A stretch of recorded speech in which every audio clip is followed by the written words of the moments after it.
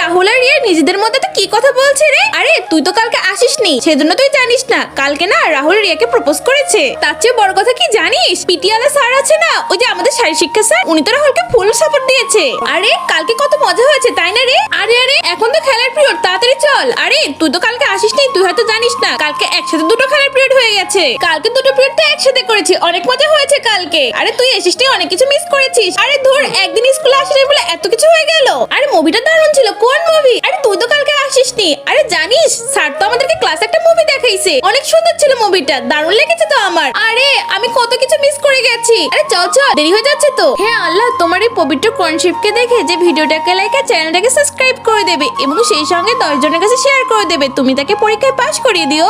আরে আরে তোমরা এখন কোথায় যাচ্ছ?